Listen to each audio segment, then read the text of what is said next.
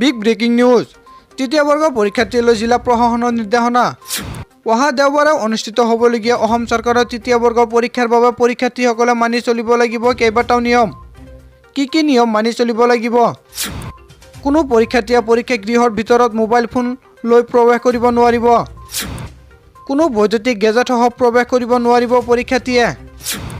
mobile বৈদ্যুতিক গেজেটসহ ধৰা পৰিলে পৰীক্ষা গৃহৰ পৰা বহিষ্কাৰ কৰা হ'ব পৰীক্ষা আৰম্ভ হোৱাৰ 15 মিনিট পলম হ'লেও পৰীক্ষা দিয়াৰ অনুমতি দিয়া নহ'ব 12 ফেব্ৰুৱাৰীত অনুষ্ঠিত হ'ব তৃতীয় বৰ্গৰ পৰীক্ষা কেইবাটাও বিভাগৰ বাবে অনুষ্ঠিত হ'ব এই পৰীক্ষা চিকিৎসা শিক্ষা সঞ্চালকালয় স্বাস্থ্য সেৱা সঞ্চালকালয় পৰিয়াল কল্যাণ বিভাগ আৰু আয়ুষ সঞ্চালকালয় বিভাগৰ বাবে অনুষ্ঠিত হ'ব তৃতীয় বৰ্গৰ পৰীক্ষা কামৰূপ মহানগৰৰ জিলা প্ৰশাসনৰ তৰফৰ পৰা জাৰি কৰা হৈছে নিৰ্দেশনা এই মুহূৰ্তে আন এটা বিগ ব্ৰেকিং নিউজ বিপদত অখিল গগৈ পুনৰ যাব লাগিব জেললৈ অখিল গগৈ সহ কেইবাজনো নেতাৰ পুনৰ বিপদ এনআই আদালতে দুৰ্মুক্ত ঘোষণা কৰা ৰায় নাকচ কৰিলে গুৱাহাটী উচ্চ ন্যায়ালয়ে অখিল গগৈ ধৈৰ্য কোঁৱৰ ঋতু সোণোৱাল আৰু মানস কোঁৱৰৰ বিৰুদ্ধে আছিল এনআই গোচৰ এনআই ৰুজু কৰা উক্ত গোচৰত এনআই আদালতে দিয়া ৰায়দান নাকচ কৰিলে গুৱাহাটী উচ্চ ন্যায়ালয়ে এনআই আদালতে উক্ত গোচৰত অখিল গগৈ সহ আটাইকেইজনক ডিসচাৰ্জ কৰিছিল অহা 23 ফেব্ৰুৱাৰীত অখিল গগৈ এনআই আদালতে হাজিৰ হোৱাৰ নিৰ্দেশ দিছে গুৱাহাটী উচ্চ ন্যায়ালয়ে উক্ত গোচৰত জামিনৰ বাবে অখিল গগৈয়ে নতুনকৈ জামিন আবেদন কৰিব লাগিব যদিহে জামিন লাভ নকৰে তেনেহ'লে পুনৰ কাৰাগাৰলৈ যাব লাগিব অখিল গগৈৰ বিগ ব্ৰেকিং নিউজ বাল্য বিবাহ ভুক্তভোগীক পুনৰ সংস্থাপন দিবলৈ কেবিনেট কমিটি গঠন কৰা হৈছে কেবিনেটত গঠন কৰিলে বিশেষ কমিটি 3জন মন্ত্ৰীক লৈ গঠন কৰা হ'ল এই কেবিনেট কমিটি বিত্তমন্ত্ৰী অজন্তা নেওগ স্বাস্থ্যমন্ত্ৰী কেশৱ মহন্ত আৰু শিক্ষামন্ত্ৰী ৰণোজ পেগুক লৈ গঠিত হৈছে এই কমিটিৰ প্ৰতিবেদনৰ ওপৰত ভিত্তি কৰি দিয়া হ'ব বাল্য বিবাহৰ ভুক্তভোগীক পুনৰ সংস্থাপন কেইদিনমান ধৰি অসম পুলিচে বাল্য বিবাহৰ বিৰুদ্ধে ৰাজ্যজুৰি যি সফল অভিযান চলাইছে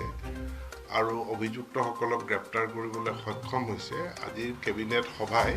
তাৰ বাবে অসম পুলিচক ভূয়সী প্ৰশংসা কৰে আৰু এই অভিযান অব্যাহত ৰাখিবলৈ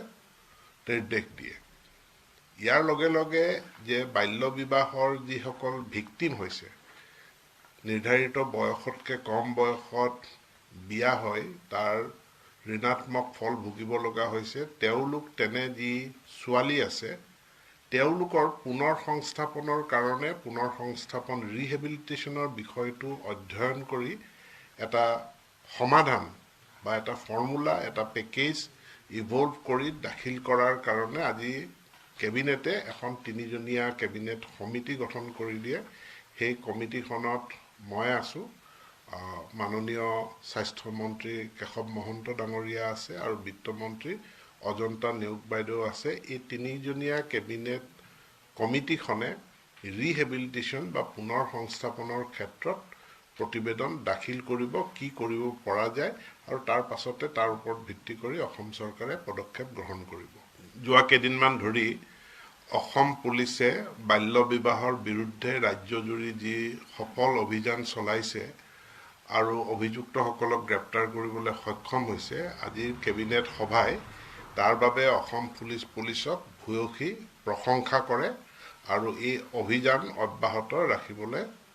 নিৰ্দেশ দিয়ে ইয়াৰ লগে লগে যে বাল্য বিবাহৰ যিসকল ভিকটিম হৈছে নিৰ্ধাৰিত বয়সতকৈ কম বয়সত বিয়া হয় তাৰ ঋণাত্মক ফল ভুগিব লগা হৈছে তেওঁলোক তেনে যি ছোৱালী আছে